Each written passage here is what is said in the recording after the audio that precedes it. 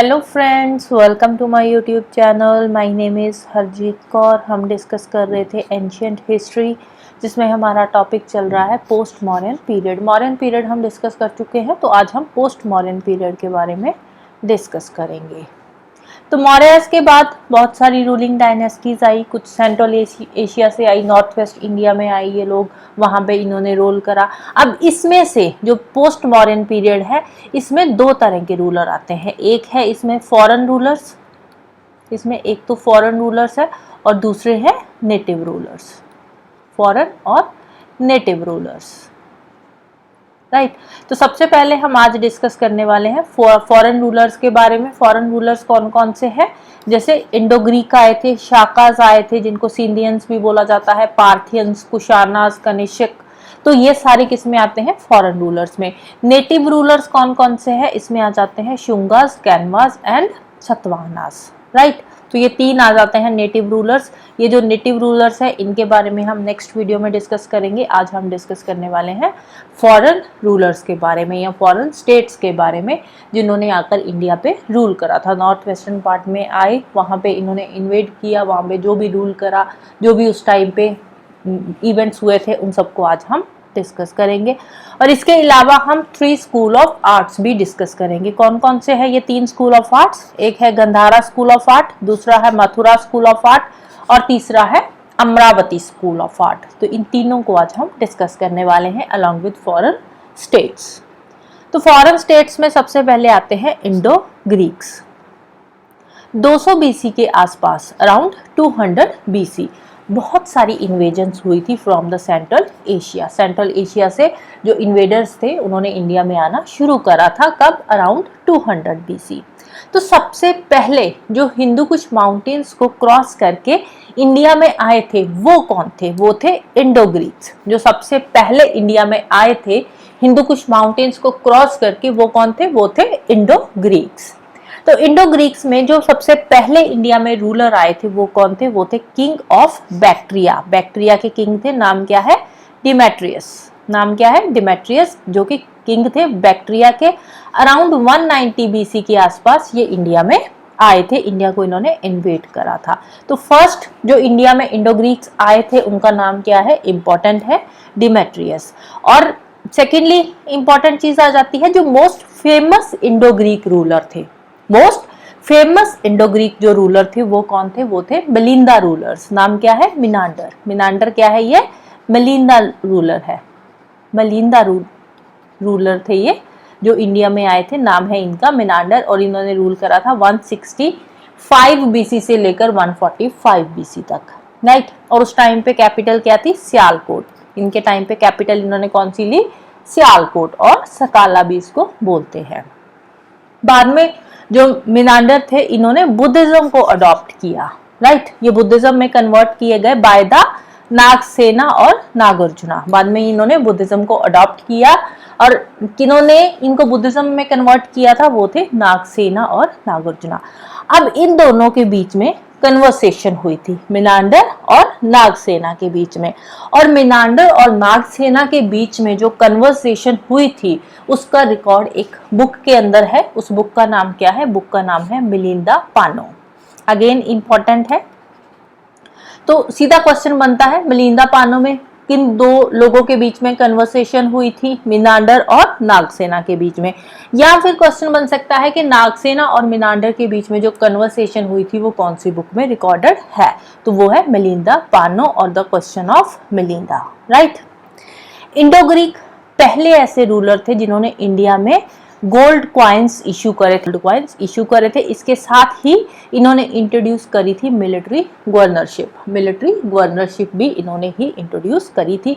और यहाँ पे जो मिलिट्री के गवर्नर होते थे, उनको क्या बुलाते थे? स्ट्रैटेगोस। मिलिट्री के जो गवर्नर होते थे, उनको क्या नाम दिया इन्होंने? स्ट्रैटेगोस। और कुछ ग्रीक एम्बेसडर आए थे, जिसमें फेमस जिनका नाम है, वो कौन है? वो है Heliodorus, right. Greek ambassador Heliodorus. अब ये जो हेलियोड्रस है, ग्रीक एम्बेसडर जो इंडिया में आए थे, हेलियोड्रस, तो ये किसके लिए फेमस है? ये फेमस है पिलर्स के लिए। किसके लिए फेमस है? ये पिलर्स के लिए फेमस है। और इन्होंने ये जो पिलर बनाया था, ये बनाया था in the honour of Vishnu. कहाँ पे? विदिशा के अंदर, राइट। विष्णु को एक तरह से ऑनर करने के लिए ये पिलर बनाया था। कहाँ पे? विदिशा के अंदर।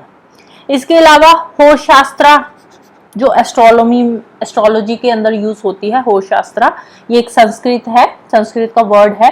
तो ये जो वर्ड है होशास्त्रा जो एस्ट्रोलॉजी में यूज होता है, संस्कृत का वर्ड है, ये कहाँ से आया है? ये भी ग्रीक से ही आया है। ये भी ग्रीक वर्ड है। ग्रीक वर्ड क्या है? होरोस्कोप। और इसी होरोस्कोप से ये वर्ड लिया गया है होशास्त्रा, जिसको एस्ट्रोलॉजी में यूज किया जाता है। फिर नेक्स्ट रूलर आते हैं शाकास और सिंधियंस। ये कब आए थे? ये 1st से लेकर 4th सेंचुरी के बीच में ये इंडिया में आए थे, राइट। तो ग्रीक्स के बाद कौन आए? शाकास। पहले रूलर जो आए थे वो कौन थे? ग्रीक्स, इंडो ग्रीक्स जिनको बोलते हैं। ग्रीक्स के बाद कौन आए? शाकास आए। तो ये जो शाकास आए थे, इनकी 5 ब्रांचेस थी। देवर 5 ब्रांचेस ऑफ शाकास। तो इन्होंने कहाँ कहाँ पे रूल करा? अफगानिस्तान में, पंजाब में, मथुरा में अराउंड 2 सेंचुरीज, 200 साल तक इन्होंने रूल करा। उज्जैन में रूल करा। उज्जैन में, वेस्टर्न इंडिया एंड डेक्कन में इन्होंने रूल किया था, राइट। तो ये 5 ब्रांचेस थी शाकास की। कौन कौन सी? अफगानिस्तान, पंजाब, मथुरा, उज्जैन वेस्टर्न इंडिया में एंड डेक्कन। तो ये 5 जगह पे इन्होंने रूल किया था। और उज्जैन के जो किंग है, उज्जैन के किंग जो खुद को क्या बुलाते हैं? विक्रमादित्य। तो ये जो विक्रमादित्य थे उज्जैन के किंग, इन्होंने इन शाकास को बाद में हराया था। और जब ये जो विक्रमादित्य है, इन्होंने शाकास को हरा कर यहाँ से निकाला, तो वहीं से एक एरा की स्टार्टिंग होती है। एक हम बोलेंगे कि एक सदी की स्टार्टिंग होती है, एक एरा की स्टार्टिंग होती है। तो उस एरा का नाम क्या है? उस एरा का नाम है विक्रम संवत। एरा का नाम क्या है? विक्रम संवत, राइट। तो शाकास को जब इन्होंने हराया था 57 बीसी में, तो 57 बीसी से शुरुआत होती है विक्रम संवत की। इंपॉर्टेंट है, कई बार क्वेश्चन आ भी चुका है कि विक्रम संवत जो है इसकी शुरुआत कब होती है? 57 बीसी से इसकी शुरुआत होती है, राइट। मोस्ट फेमस शाका रूलर जो थे इंडिया में वो कौन थे? वो थे रुद्रदमन। फेमस शाका रूलर कौन थे? रुद्रदमन। और जिन्होंने रूल किया था 130 एडी से लेकर 150 एडी के बीच में। और इसी के बीच में ये जो रुद्रदमन थे, इन्होंने सुदर्शना लेक की रिपेयर करा था। सुदर्शना लेक कहाँ पे है? थी, अभी नहीं है। सुदर्शना लेक जो थी ये कहाँ पे थी? ये थी काठियावाड़ में। काठियावाड़ कहाँ पे है? गुजरात के अंदर। काठियावाड़ गुजरात में ये सुदर्शना लेक थी, सेमी एरिड जोन में थी। तो वहां पे उस टाइम पे इन्होंने सुदर्शना लेक को रिपेयर करा था।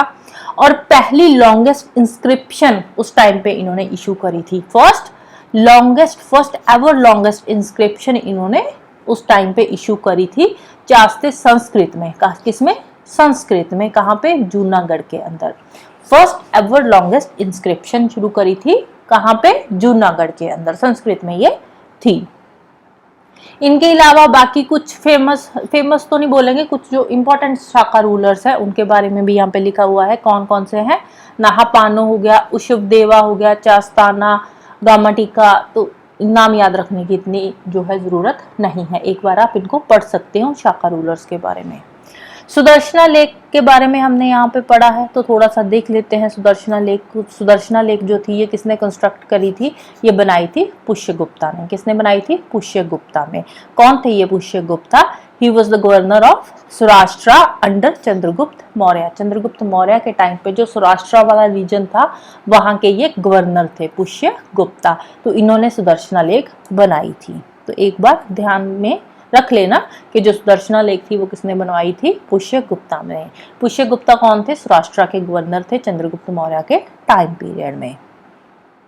और उसके बाद इस पे एक डैम बनाया गया था, तुशस्प कंस्ट्रक्टेड डैम।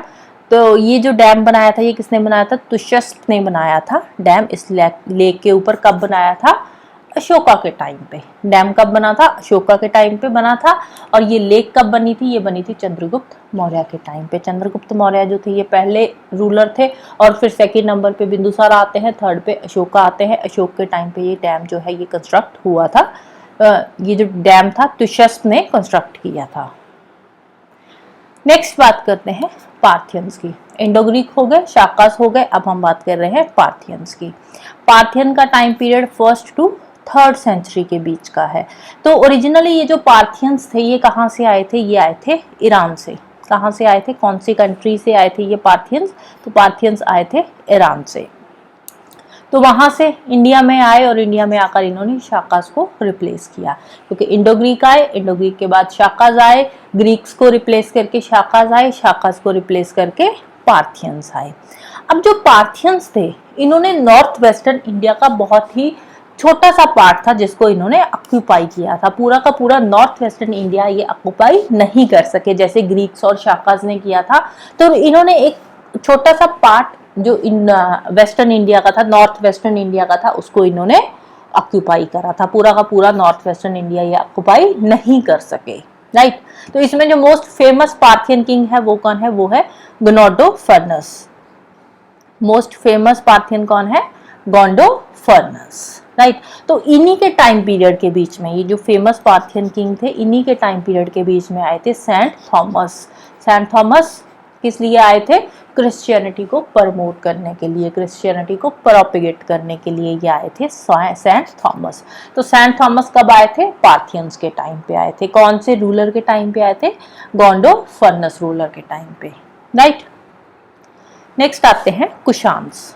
कुशान्स का टाइम पीरियड भी अगेन 1 to 3rd सेंचुरी के बीच में, ये जो है शाकास हो गए, पार्थियंस हो गए, कुशान्स हो गए, ये 1st to 3rd सेंचुरी की एडी के बीच में ही ये आए थे। पहले जैसे शाकास आ गए, उसके बाद पार्थियंस आ गए, फिर आगे कुशानास। ऐसा माना जाता है कि ये जो कुशान्स थे ये कौन थे, ये यूचीज और तोचारिन्स इनको बोला जाता था, यूचीज और तोचारिन्स। क्यों, क्योंकि ये जो यूचीज है, यूची क्या था, ये एक ट्राइब था, यूची क्या था, एक ट्राइब था ये, और ये जो ट्राइब था इसके अंदर टोटल 5 क्लैंस थे, राइट। और इन 5 क्लैंस में ही एक थे कुशानास। यूचीज जो था, यूचीज क्या था, ये एक ट्राइब था और इस ट्राइब के अंदर अलग अलग 5 क्लैंस थे, और इन 5 क्लैंस में से एक कौन थे, एक थे कुशानास, जो कि इंडिया में आए थे। कहाँ से आए थे ये, कहाँ का, कौन सी कंट्री का ट्राइब था, तो ये आए थे नॉर्थ सेंट्रल एशिया से। कहाँ से आए थे, नॉर्थ सेंट्रल एशिया से, चाइना के पास नॉर्थ सेंट्रल एशिया वाला जो पार्ट है वहां से ये इंडिया में आए थे। तो इनका जो एम्पायर था वो कहाँ कहाँ तक था, इनका जो एम्पायर था इसमें आ जाता है central Asia, a portion of Iran, a portion of Afghanistan, Pakistan and almost the whole of north India. तो ये देखो कितने एरिया पे इन्होंने रूल करा, ईरान, अफगानिस्तान का कुछ पार्ट ईरान का, कुछ पार्ट अफगानिस्तान का, पाकिस्तान, और ऑलमोस्ट पूरे के पूरे नॉर्थ इंडिया पे इन्होंने रूल करा था। नॉर्थ इंडिया, राइट, पूरा इंडिया नहीं है, नॉर्थ इंडिया। तो ऑलमोस्ट पूरे के पूरे नॉर्थ इंडिया पे इन्होंने रूल करा था, राइट। तो इन्हीं के टाइम पे जो कुजूला कडफिसस थे, कुजूला कडफिसस, इन्होंने कॉपर इमिटेशन शुरू करी थी रोमन क्वाइंस की। जो रोमन क्वाइंस होते हैं ना, तो उन्हीं को इन्होंने कॉपी किया, वही सेम क्वाइंस बनाए। किसके बनाए थे, कॉपर के। कौन सी मेटल के बनाए थे, कॉपर के। रोमन क्वाइंस को इन्होंने यहाँ पे आकर कॉपी किया और उनको कौन सी मेटल से बनाया था, कॉपर मेटल से बनाया था। वीमा कडफिसस जो है, ये कजूला कडफिसस है, और जो वीमा कडफिसस है इन्होंने इशू करे थे large number of gold coins. वीमा कडफिसस। कुशान्स पहले ऐसे रूलर थे जिन्होंने गोल्ड कॉइन्स इशू किए थे on a large scale, right. Kushans पहले ऐसे रूलर है जिन्होंने की गोल्ड कॉइन्स इशू किए थे on a large scale. Next बात करते हैं कनिष्क की। कनिष्क का टाइम पीरियड किया है 78 एडी से लेकर 101 एडी के बीच का, राइट। कनिष्क का टाइम पीरियड क्या है, 78 एडी से लेकर 101 एडी तक का है। तो इनको सेकंड अशोक भी बोला जाता है। जो कनिष्क है सेकंड अशोका के नाम से भी जाना जाता है, क्योंकि ये फेमस कुशाना रूलर थे। जो कनिष्क थे ये फेमस कुशाना रूलर्स थे, तो इसीलिए इनको सेकंड अशोक के नाम से भी जाना जाता है। तो डायरेक्ट क्वेश्चन बनता है कि सेकंड अशोक को कौन से रूलर को बोला जाता है, तो वो है कनिष्क। तो इनकी 2 कैपिटल्स थी, कौन कौन सी, एक थी पुरस्पुर और दूसरी थी मथुरा। कनिष्क जो है इन्होंने एक एरा स्टार्ट करा था, कब, 78 एडी में। कब जो कनिष्क ने एक एरा स्टार्ट करा था, कब करा था, 78 एडी में, जिसको किस नाम से जाना जाता है, साका एरा। और गवर्नमेंट ऑफ इंडिया इसको यूज करती है, साका एरा को।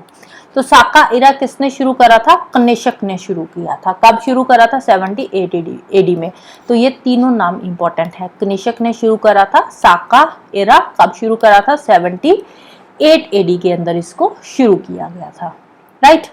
ही patronized the 4th Buddhist council. 4th Buddhist council जो कि कश्मीर में हुई थी, तो ये इन्हीं के टाइम पीरियड में हुई थी, कनिष्क के टाइम पीरियड में ही हुई थी फोर्थ बुद्धिस्ट काउंसिल, जिसको इन्होंने सपोर्ट करा था।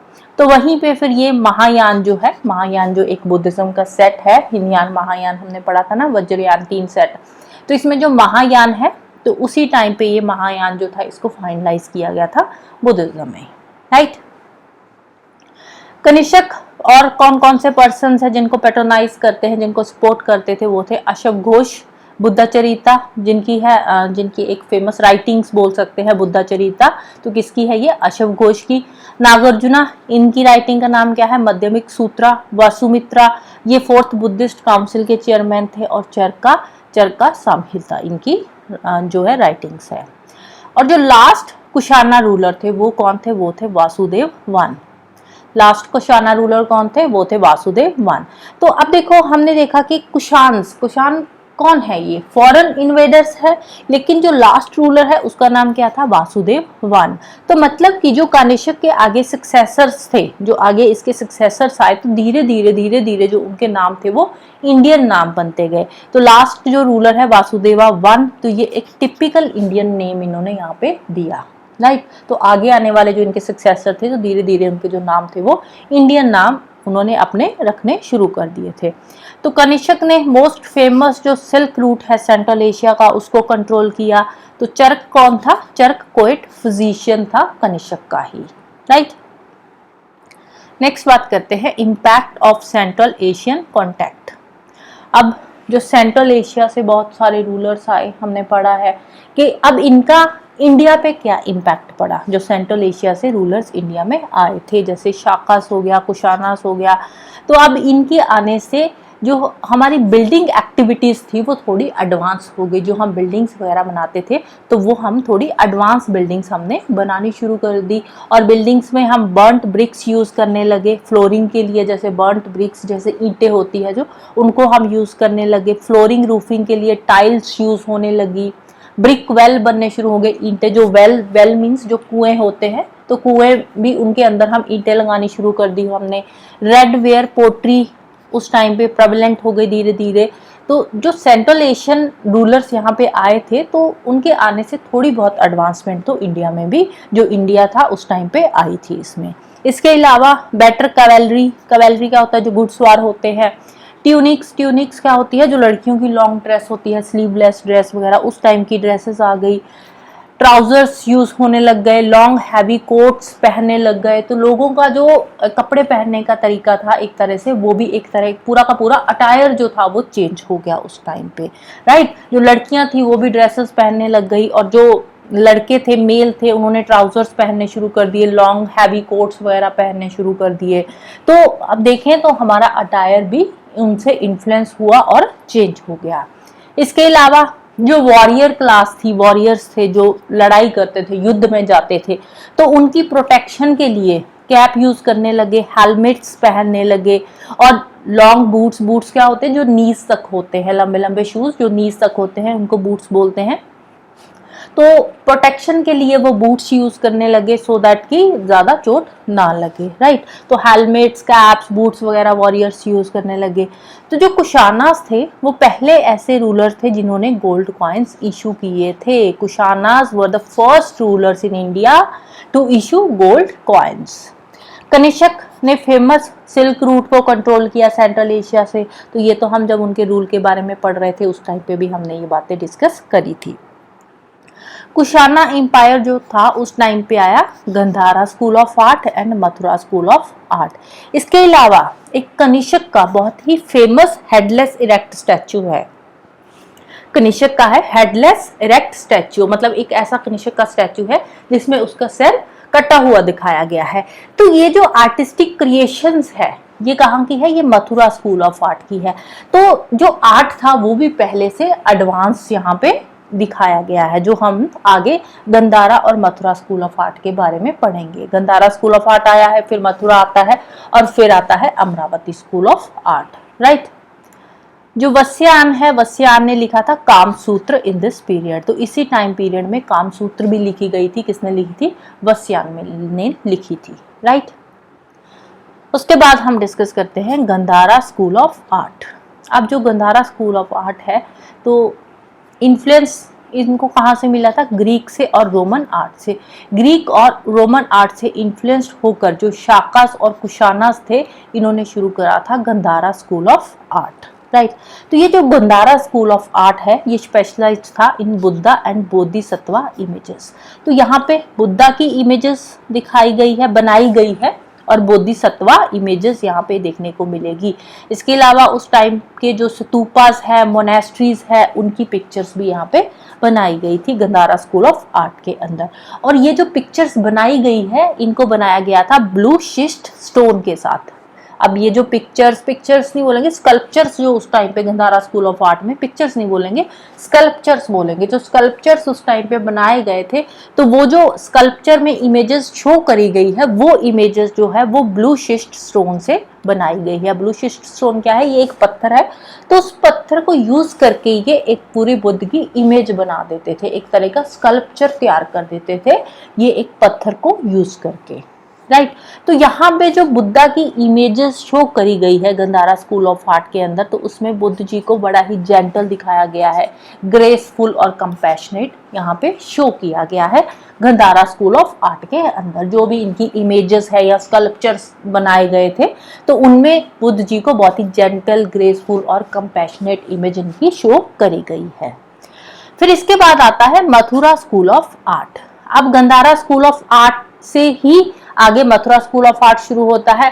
तो यहाँ पे जो पेंटिंग्स है, गंधारा स्कूल ऑफ आर्ट की जो पेंटिंग्स है, वही पेंटिंग्स को यहाँ पे कॉपी किया गया है मथुरा स्कूल ऑफ आर्ट में। तो इसमें गंधारा स्कूल ऑफ आर्ट की पेंटिंग्स को कॉपी किया गया है, बट इन अ रिफाइंड वे, एक बहुत ही रिफाइंड तरीके से इनको यहाँ पे शो किया गया है बुद्ध जी की इमेजेस को। वही पिक्चर्स जो गंधारा स्कूल ऑफ आर्ट में है, तो वही यहाँ पे आ रही है, लेकिन यहाँ पे शो हो रही है एक बहुत ही रिफाइंड तरीके से।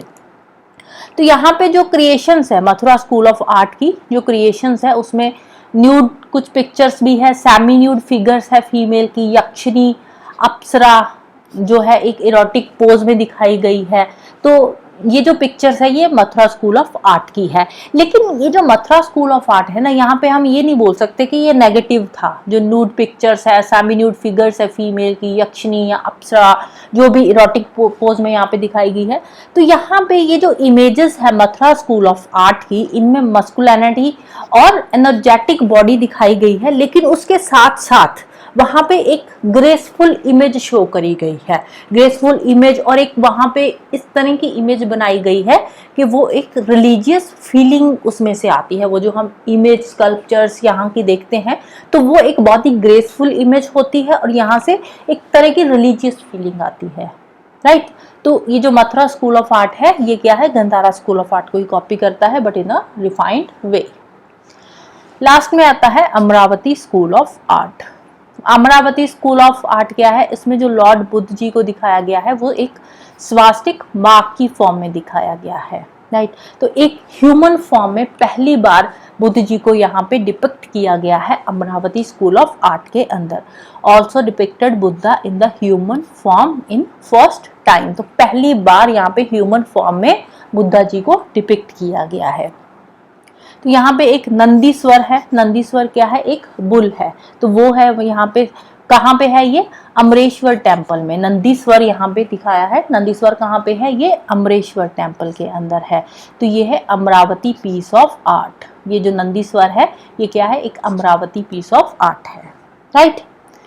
So that's all for today. Hope you like this video. Thank you. Bye bye and have a nice day.